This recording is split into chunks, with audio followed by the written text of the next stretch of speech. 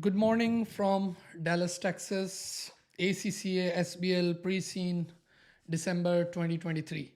Meeting one already done. जिन्होंने नहीं देखी वो जाके मेरे यूट्यूब चैनल पे देख सकते हैं। मीटिंग वन में व्हाट वी डिस्कस्ड, हमने पूरा केस स्टडी, जो केस स्टडी बाय एसीसीए, सही है ना, जो एसीसीए ने केस स्टडी दी है वो हमने पूरी रीड की थी, या हम कहेंगे कि उसको इंटरप्रेट किया था, सही है ना, कंप्लीट केस स्टडी को। अच्छा, आज की जो मीटिंग है, what is the objective of today's meeting? Will have third meeting, fourth meeting, may be fifth meeting, सही है ना, हमारी ये 2 4 5 मीटिंग्स होंगी। पहली मीटिंग में हमने क्या डिस्कस किया था? द होल केस स्टडी, ताकि हमें पता चल जाए केस स्टडी है क्या। और आप लोगों को पता ही है कि वो क्लाउड और कंप्यूटिंग पे है, सही है ना, टेक्नोलॉजी पे बात है। आज की मीटिंग में once again my educational guess, सही है ना, आज मैं आपके साथ एक गेस डिस्कस करूंगा कि ये मैं सोचता हूँ, ये मेरी प्रोडिक्शन है कि ये सवाल बनना चाहिए, ठीक है ना। फिर नेक्स्ट मीटिंग में एक और मेरा एजुकेशनल गेस होगा based on my experience of 20-25 years may be, और may be 20-23 years, I don't know. अच्छा खैर, आज की मीटिंग में जो मेरा गेस है वो है the first requirement corporate governance. Examiner की, यानी most of the time it's a very favourite examiner favourite requirement, specially when you have lot of information about the governance arrangement, about corporate governance, सही है ना। अच्छा, ये बात याद रखें कि जब आपके पास 8 to 9 पेजेस ऑलरेडी आपके पास मौजूद हैं बाय एसीसी, जो एसबीएल प्री सीन है, अब जब आप एग्जामिनेशन में जाओगे you will have more information and obviously the requirement. तो जब कोई रिक्वायरमेंट आप पढ़ते हो ना, तो फिर आपकी वो निगाह भी होनी चाहिए, वो नज़र होनी चाहिए कि which page and which information is relevant for that particular requirement. ऐसा नहीं फिर से वो इन्फॉर्मेशन पढ़ना शुरू कर दें, फिर से इन्फॉर्मेशन पढ़ना शुरू कर दें। अब जैसे when I am saying corporate governance, जैसे मैं पहली रिक्वायरमेंट जो आपको देता हूँ कि भाई assess the NCTAC, NCTAC is the name of the company, सही ना, NCTAC कंपनी का नाम है, कि भाई कंपनी की आप कॉर्पोरेट गवर्नेंस अरेंजमेंट, हाँ, you will have to look at the corporate governance arrangement. ये एग्जामिनेशन में एक ऐसा सवाल आ जाए कि advise on, find out the problem, the corporate governance weaknesses and then you recommend. तो अब जब कॉर्पोरेट गवर्नेंस की बात होगी तो इसका मतलब जो रेलिवेंट पेज होगा इन 9 10 11 12 पेजेस में, जो रेलिवेंट पेज होगा वो क्या होगा? जहां पर इंडस्ट्री के बारे में बात नहीं हो रही, जहां पर NCTAC की बोर्ड स्ट्रक्चर, उसकी ओनरशिप, उसकी बोर्ड कमेटीज, उसके बारे में बात है। तो हमारे लिए जो रेलिवेंट पेज है इस वक्त, it is page number 6 and 7, NCTAC, हाँ, NCTAC। तो जिसमें उन्होंने हमें ये कॉर्पोरेट गवर्नेंस अरेंजमेंट, यानी जो उसका ओनरशिप और ये सारी बात की। अच्छा, मैं 2 मिनट आपके लूँगा और मैं थोड़ा सा गवर्नेंस आपको रिकॉल करा दूँ 2-3 मिनट में। देखिए, what is governance, what is corporate governance. वैसे तो बहुत से लोगों के लिए, इवन प्रोफेशनल्स के लिए भी, इट्स अ टेक्निकल जार्गन। लोग समझते तो हैं कि we are following the corporate code of governance codes and UK code of combined code and all that, लेकिन गवर्नेंस को समझना ये बहुत लोगों के लिए, इवन इंडस्ट्री में भी टेक्निकल जार्गन होता है। गवर्नेंस है क्या? किसी भी सिस्टम में, whether it's a political system, economical system, family का सिस्टम, सोशल सिस्टम, किसी फर्म बिजनेस का सिस्टम, किसी भी सिस्टम में हिटलर का अगर फलसफा मौजूद है तो वो it means it's a poor governance. Hitler का फलसफा का मतलब क्या? कि वन मैन शो, या वन मैन शो नहीं तो सारे पावर्स किसी एक इंस्टीट्यूशन के हाथ में दे देना, या एक कमेटी या एक बोर्ड या एक बंदे के हाथ में दे देना। यानी there is no accountability, there is no appraisal, there is no गैर जानबदारियत which is independence, no neutrality, no impartiality, हैं, नो वो जो क्या कहते हैं, no fresh blood coming in, no rotation.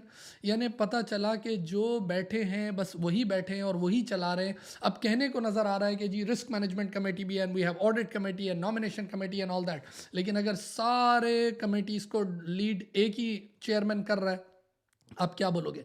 अब उससे कोई सवाल भी नहीं पूछ सकता, वही CEO बन जाए, वही चेयरमैन बन जाए। तो गवर्नेंस को बहुत आसानी से समझना है तो वो यही बात है कि क्या भाई, कि जब भी कभी पावर्स और किसी एक के हाथ में दे देना, और जिसमें कोई अकाउंटेबिलिटी और इंडिपेंडेंस और रिस्पॉन्सिबिलिटी और ये चीज़ें सब डिफाइन ना हो, ठीक है ना। अब इस इदारे में भी हमें देखना है, दिखने को तो सब अच्छा लग रहा है और इसने बाकायदा ये लिखा भी ये बात। सब कुछ समझाने के बाद on page number 7 there is one line which says NCTAC is fully compliant with the Farland Corporate Governance Code। फारलैंड जो कंट्री का नाम है, सही है ना, कि भाई हम तो सब कुछ फॉलो करते हैं। अब हम देखते हैं कि मसला क्या है। अगर आपने मीटिंग 1 देखी तो उसमें हमने बात की थी कि ये इदारा स्टार्ट हुआ था फाउंडेड बाय 3 बॉयज़। वो 3 गाइज कौन थे? वो तीनों सॉफ्टवेयर इंजीनियर थे, और आज भी वो तीनों बाबे अपनी अपनी पोजीशन लेके बैठे हैं। ऐसा ही है ना, यही लिखा हुआ है ना कि वो तीनों बोर्ड में भी बैठे, एज एग्जीक्यूटिव डायरेक्टर, और वो कंपनी में भी मौजूद है, कोई सीईओ है और कोई कमर्शियल डायरेक्टर है और मेरा ख्याल है I think operational director and what ever, सही है ना। आए ज़रा थोड़ा सा इसको रीड करते हैं और थोड़ा इस कॉर्पोरेट गवर्नेंस की वीकनेसेस इसमें से हम ढूंढने की कोशिश करते हैं। दिखने में तो सब अच्छा लग रहा है, कहीं ये नहीं लिखा कि वो फ्रॉड कर रहा है। अच्छा, कॉर्पोरेट गवर्नेंस का अगर कॉन्सेप्ट क्लियर ना हो तो आपको पता है उसको ढूंढना बड़ा मुश्किल होता है। जैसे फॉर एग्जाम्पल अगर कहीं लिखा हो mister x is the chairman and CEO of a company, तो एक आम आदमी क्या बोलेगा, सही है ना यार, चेयरमैन और सीईओ है, ठीक है, क्या चेयरमैन होना गलत है क्या सीईओ। लेकिन जब आपका कॉर्पोरेट गवर्नेंस का कॉन्सेप्ट क्लियर होता है तो फिर आपको पता होता है कि चेयरमैन क्या होता है और सीईओ कौन होता है, और दोनों एक पोजीशन में हो तो फिर क्या होता है। आए देखें। Okay. The initial shareholder investment was supported by venture capital, which was repaid when NC Tech listed on the Fallon Stock Exchange 5 years ago. Each of the three original shareholders, जो वही तीनों boys, still has 10% stake in NC Tech. The remaining shares are held by a number of institutional investors such as pension funds and all that.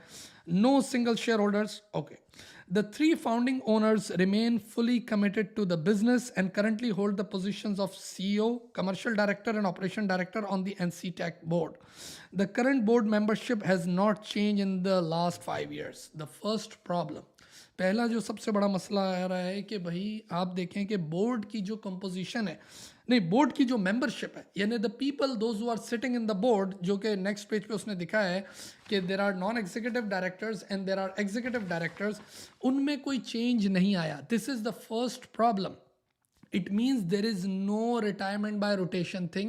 There is no door for fresh blood to coming in. और जिसके बहुत ज़्यादा नुकसान होते हैं, यानी जो लोग बैठे हैं वो लाइफ टाइम ही बैठे हैं और कोई कुछ बोलने वाला ही नहीं है। तो ये सबसे पहला प्रॉब्लम नज़र आ जाए, वीकनेस आपको आइडेंटिफाई करनी है कि भाई क्या चीज़ नज़र आ रही है कि there is no change in for the last 5 years, यानी no fresh blood coming in. कहने को नॉमिनेशन कमेटी है, पीछे नजर आ रही है, लेकिन वो नॉमिनेशन कमेटी कर क्या रही है भाई, वो तो कुछ लेके नहीं आ रही। अभी मैं आगे आता हूँ उस पर। अच्छा, एक और दूसरा पॉइंट जो नजर आया, जो वीकनेस जो मैंने लिखी, वो ये कि जब इदारा किसी एक पे डिपेंडेंट हो जाए ना, कोई एक दो तीन लोगों पे, जैसे ये इदारा 3 लोगों पे डिपेंडेंट है, and if there is no succession planning, succession planning कोई वारिस ही नहीं ढूंढ रहे आप भाई। अगर एक इदारा मुझ पे डिपेंडेंट हो जाए, मैं एक इदारे का ओनर हूँ और वो इदारा भी मुझ पे डिपेंडेंट हो, तो ये मुझे सोचना चाहिए कि कितनी गलती है। क्योंकि इसका मतलब ये है कि जब तक मेरा इंटरेस्ट है, at that time their organisation will work, सही है ना। जिस दिन मेरा इंटरेस्ट खत्म हो गया, human the most unpredictable creature, मैं बीमार भी हो सकता हूँ, नो वन इज़ इंडिस्पेंसिबल, बहुत सारे मसाइल हैं, सही है ना, बंदे की डेथ भी हो सकती है। तो पता चला ये इदारा इतना रिस्की हो सकता है शेयर होल्डर्स के लिए कि जो लोग इस पे, जो लोगों ने स्टार्ट लिया था, उनकी कोई सक्सेशन प्लानिंग नज़र नहीं आ रही। There is no succession planning by the board और बाय द नॉमिनेशन कमेटी, जिसका काम होना चाहिए था कि ये कंपनी है, ये कोई मामूली एम्प्लॉयज़ थोड़ी है, ये तो वो हैं जो स्ट्रेटेजिक पीपल हैं। अगर ये हट गए, किसी दिन रिटायर्ड हो गए, इनके बीच में कोई फाइट हो गई, कुछ भी XYZ हो गया, तो क्या इदारे को चलाने वाला, यानी वो जो सेकंड पायलट को है ही नहीं, सेकंड ऑफिसर को है ही नहीं, जहाज ऐसे ही चलता जाएगा। तो ये दूसरा बहुत बड़ा पॉइंट आपको ढूंढना है कि there is no succession planning as such, यानी डिपेंडेंसी, यानी organisation is solely dependent on these guys, सही है ना। अच्छा, उसके बाद इसके अंदर एक और पॉइंट जो एक वीकनेस और मैंने देखी, आपने देखा था जो हमने ये फर्स्ट मीटिंग में पढ़ा था, वहाँ हमने बात की थी कि they are only working on one product which was IaaS, you remember IaaS, और उन्होंने पैस और सैस उस पर काम नहीं किया। उसके पीछे भी एक ही वजह है कि they are not coming out of their comfort zone. This is big, see they are not launching new product, maybe because of poor corporate governance, कि जब वो लोग बैठे हुए जो कंफर्टेबल हैं शुरू दिन से IAS के साथ, तो वो आगे भी इनोवेशन कैसे लेके आएंगे, जबकि they are in dynamic environment, industry is changing, evolving. वो लिखा है ना कि भाई बहुत सारे इदारे SAS की तरफ चले गए, सॉफ्टवेयर की तरफ चले गए, सही है ना, पैस की तरफ चले गए, लेकिन ये IAS की तरफ बैठे। It could be a reason because new people are not coming in, because only these guys are sitting and they are in their comfort zone. तो ये वाला पॉइंट आप ढूंढ के निकाल सकते हैं कि हाँ भाई ये भी बहुत बड़ा मसला है कि नो न्यू प्रोडक्ट सैस, और ये सही है, ठीक है, आगे बढ़ते हैं।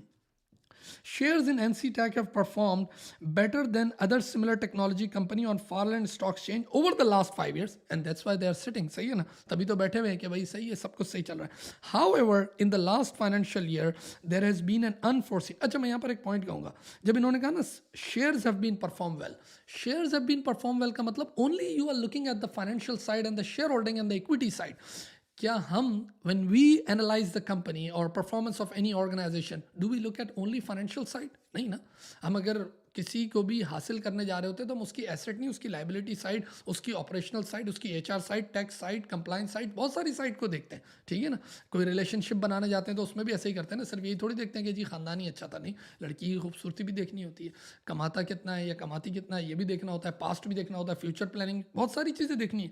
तो बिल्कुल यहाँ भी यही हाल है. इन्होंने क्या देखा कि people are sitting for last 5 years because shares are performing good. और अब तो shares भी perform good नहीं कर. However, in the last financial year, there has been an unforeseen and significant fall in gross profit which has affected not only the share price and settle. Okay, XYZ.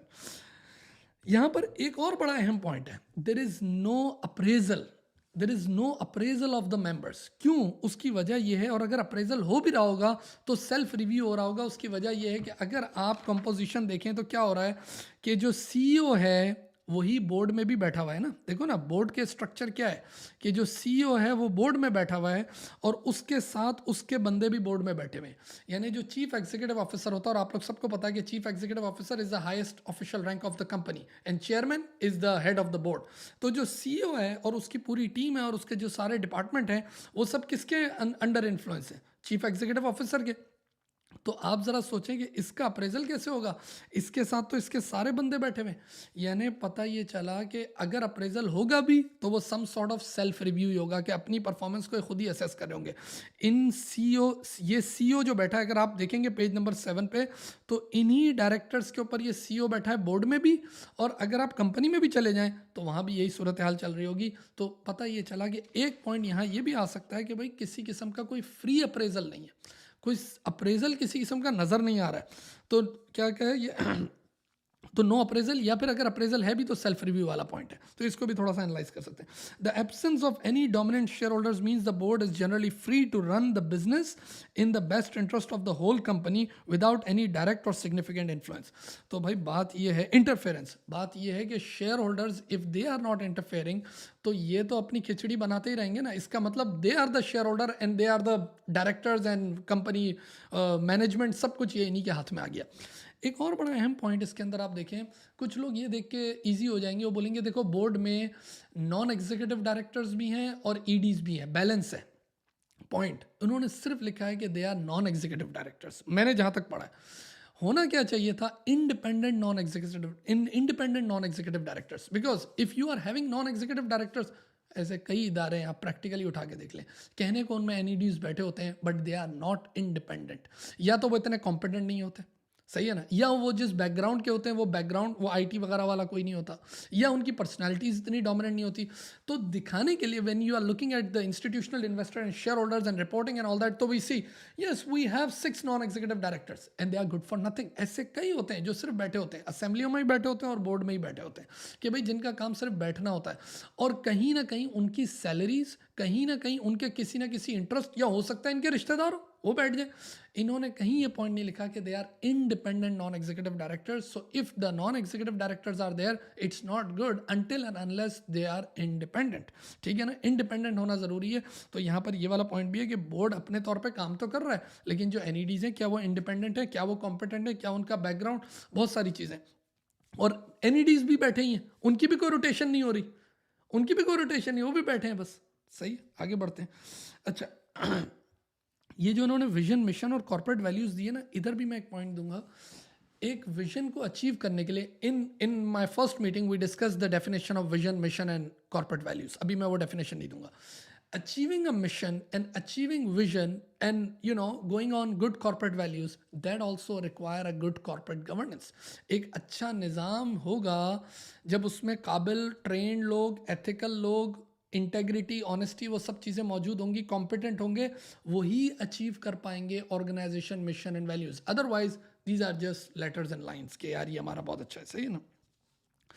Background of NED, ये एक point मैंने ढूंढा है. Background of NED, इस पे भी case silent है कि केस ने कोई नहीं बोला कि इनका बैकग्राउंड क्या है. तो आप ये पॉइंट भी रेज कर सकते हैं. एक तो मैंने एनईडी वाली इंडिपेंडेंस वाली बात की कि they are not mentioning whether the NEDs are independent. लेकिन दूसरा मसला the background of NED. For example एक टेक्सटाइल कंपनी है and you are hiring NEDs of let's say pharmaceutical या कोई मेडिकल बैकग्राउंड के हो, तो वो क्या कर लेंगे यार, वो जब बोर्ड मीटिंग होगी तो वो तो सिर्फ पपेट बन के बैठे होंगे क्योंकि दे हैव नो इंडस्ट्री नॉलेज। और ये इंडस्ट्री तो वैसे ही बहुत इनोवेटिव और बहुत टेक इंडस्ट्री तो बहुत ही ज़्यादा है ना, उसमें तो बहुत रैपिड चेंजेस हैं, और ये तो वैसे ही है कि प्रोडक्ट पे बैठे हुए।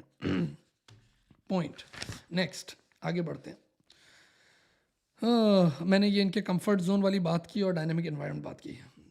ओके, एनईडीज के रोटेशन पे। Now there are 4 sub committees भी नजर आ रही है। Yes, they are doing good.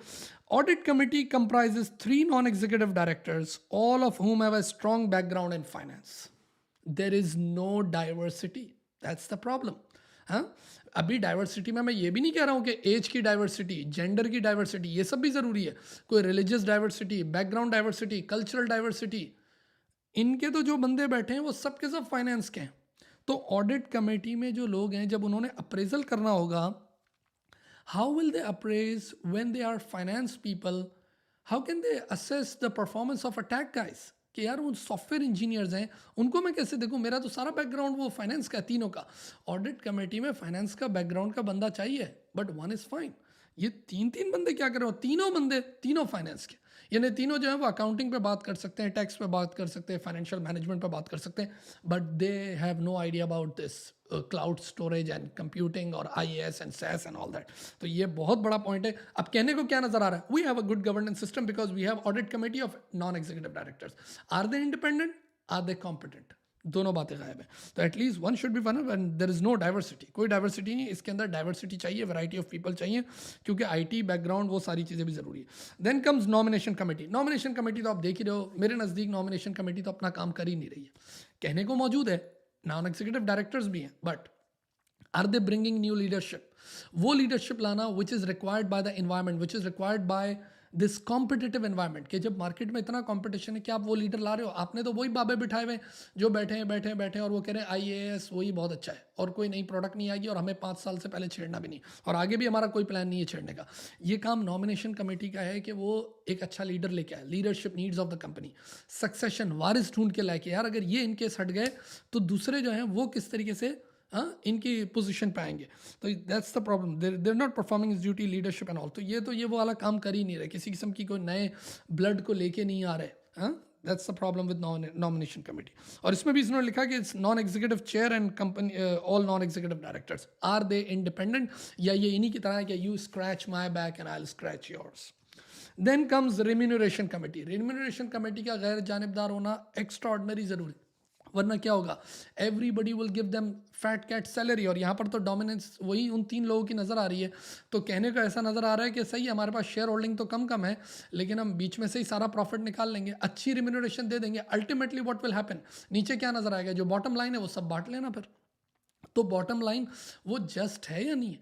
यानी जो सैलरी दे रहे हैं, सैलरी देना गलत नहीं है, ज़ाहिर है, obviously when you are talking about the directors you have to motivate them, but it should be just salary, equitable salary according to market norms, according to the people. वो सारी चीज़ें देखी जा रही हैं, वो तो तभी देखी जाएंगी when this committee is independent, impartial, and when this committee has the knowledge. उसको पता भी तो हो कि मार्केट के नॉर्म्स क्या चल रहे हैं, इनको किस तरह देनी सैलरी। लेकिन remuneration committee comprises 3 non executive director, again 3 non executive directors, not independent.